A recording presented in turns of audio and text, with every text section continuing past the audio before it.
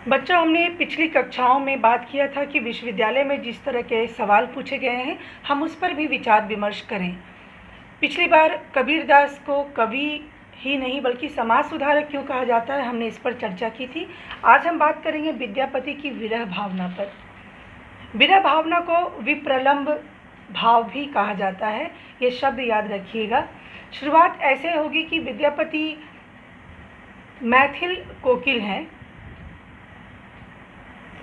और मैथिल कोकिल इन्हें कहा जाता है इनकी रचनाओं के लिए, जो कि गेय हैं, मतलब कि उसे बहुत ही गाया जाता है और लोकगीत के दुनिया में इनकी रचनाओं का एक बहुत ही खास स्थान है। विद्यापति ने जब श्रृंगार रस की रचनाएं लिखी, श्रृंगार रस मतलब प्रेम की बातें जब की, तो संजोग से ज़्यादा वियोग की बातें उसमें थी। मिलने से ज़्यादा बिछड़ने का दर्द, बिछड़ने की पीड़ा उसमें दिखाई देती थी। तो इसी कारण विद्यापति के श्रृंगार रस की रचनाओं में हम विरह भावना को भी एक महत्वपूर्ण स्थान देते हैं। ये ध्यान रहे कि नायिका के प्रेम में जो प्रेमी व्याकुल हो जाता है, इस बात का चित्रण उन्होंने बड़े ही खूबसूरती से किया है। साथ ही उन्होंने बंशी की ध्वनि, मैंने कहा था कि वो जब भी बात करते हैं श्रृंगार रस की तो वो उदाहरण लेते हैं राधा कृष्ण की। आप जानते हैं कि कृष्ण बंशी बजाते थे, तो बंशी की आवाज़ में, बंशी की ध्वनि में भी उनको ऐसा महसूस होता है जैसे कोई प्रेमी व्याकुल है अपनी प्रेमिका से मिलने के लिए। तो बंशी की ध्वनि में भी एक आकुलता, एक व्याकुलता नज़र आती है, और व्याकुलता क्या है? विरह भावना का ही एक प्रतिबिंब है। उसके साथ ही एक मार्मिकता होती है उनकी रचनाओं में। उन्होंने एक जगह लिखा है कि जो विरहनी है, जो प्रेम में अपने प्रेमी से बिछड़ गई है, वो कहती है कि मेरे शरीर में जो चंदन का लेप है और मेरे जो आभूषण हैं, जो जेवर है, वो भी मेरे शरीर में क्या है? भार की तरह है, मतलब बोझ की तरह है। जब उससे उसका प्रेमी दूर होता है तो उसे महसूस होता है कि उसके सारे जो श्रृंगार हैं वो भी उसके लिए बोझ की तरह हैं। तो ये विद्यापति का श्रृंगार रस था, ये विद्यापति की श्रृंगार की भावना थी।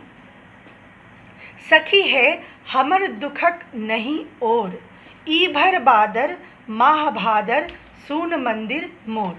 ये दूसरी पंक्ति है जिसमें कि विरहनी कहती है, विरहनी मतलब जो विरह में, पीड़ा में कैद है, वो कहती है कि हे सखी, मेरे दुख का कोई और छोर नहीं है। मतलब ये बहुत ही बड़ा दुख है।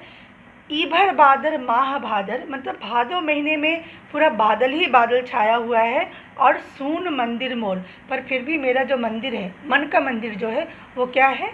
सूना है, वो उदास है। तो कहने का मतलब ये है, कवि ये कहना चाहते हैं विद्यापति कि एक अच्छे मौसम में भी अगर आप विरह में हैं, वियोग में हैं, तो आपका मन क्या होता है? जलता है। तो अनुभूति की गहराई है इनकी रचनाओं में, और मार्मिकता है जो हृदय को स्पर्श करता है। वो पीड़ा, वो दर्द, वो सारी बातें जो वो उदाहरण के साथ, पंक्तियों के साथ, प्रेमी प्रेमिका के बिछड़ने पर जो परिस्थितियाँ होती हैं, जो प्रेमी को दर्द होता है, जो प्रेमिका के मन में पीड़ा होती है, उसको उन्होंने शब्दों में बहुत ही मार्मिक ढंग से बांधा है। इसमें आप विद्यापति की लिखी हुई कुछ पंक्तियां भी डालेंगे और उसके बाद इस उत्तर का विस्तार करेंगे।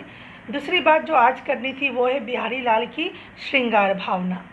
हमने अभी बात की विद्यापति की विरह भावना की, अभी बात करेंगे बिहारी लाल के श्रृंगार भावना की। बिहारी लाल रीतिकाल के कवि थे, आप सभी जानते हैं, और इन्होंने जो श्रृंगार रस रचा, इन्होंने मिलन को ज़्यादा महत्व दिया। इन्होंने संजोग की बात को, प्रेमी प्रेमिका के मिलन की बात को ज़्यादा लिखा, और साथ ही नायिका के सौंदर्य का बड़ा ही अद्भुत वर्णन किया है, बिल्कुल नख से शिख तक। नख शिख वर्णन मतलब नाखून से लेके शिख तक, शीर्ष तक उन्होंने वर्णन किया है। पैर के नाखून से लेके सर तक उन्होंने नायिका के सौंदर्य का वर्णन किया है। वो कहते हैं एक जगह कि नायिका जब अपने घर से निकलती है, ये सारे उदाहरण याद रखिएगा, लिखने के समय अगर आप लिखिएगा तो अच्छा रहेगा, कि नायिका जब घर से निकलती है तो उसका सौंदर्य इतना तीव्र है, इतना ज़्यादा है कि लोग भ्रम में पड़ जाते हैं और वो पंचांग देखने लगते हैं कि कहीं आज पूर्णिमा तो नहीं है। तो ये एक अतिशयोक्ति है, मतलब नायिका की सुंदरता का एक इतना ज़्यादा वर्णन उन्होंने किया है कि नायिका के घर से निकलते ही लोगों को तिथि का भ्रम होता है और उन्हें लगता है कि ये पूर्णिमा है। साथ ही उन्होंने यौवन को, युवावस्था को एक आंधी की तरह बताया है। बिहारी लाल की बात हम कर रहे हैं। उन्होंने कहा है कि इस मौसम में जब कोई युवा होता है तो वो भीगता है, वो फंसता है, वो डूबता है, वो एक चढ़ती हुई नदी की तरह होता है। उसमें बहुत सारे अवगुण भी होते हैं, लेकिन ज़रूरी है कि हम युवावस्था में अपने आप को नियंत्रित रखें। पर इन्होंने युवावस्था को ऐसा ही कुछ बताया है जैसे कि कोई नदी में बाढ़ आता हो, कोई नदी में उफान आता हो। तीसरी बात जो है कि इन्होंने अपनी रचनाओं में आँखों को बहुत ही महत्व दिया है। बिहारी लाल ने, इन्होंने हमेशा प्रेमी प्रेमिका के बीच के संवाद में नेत्रों के माध्यम से ही दोनों के बीच वार्तालाप को दिखाया है। ये कहते हैं कि नेत्रों से ही प्रेमिका प्रेमी से बात करती है, प्रेमी भी कुछ कहता है, मुख से कोई किसी को कुछ नहीं कहता है। स्वीकार करना, विरोध करना, प्रेम जताना, मिलन और मिलन की उत्कंठा, मिलन की खुशी, ये सारी बातें प्रेमिका और प्रेमी के आँखों से ही नज़र आती है। इसमें कहीं भी वचन का कोई स्थान नहीं होता।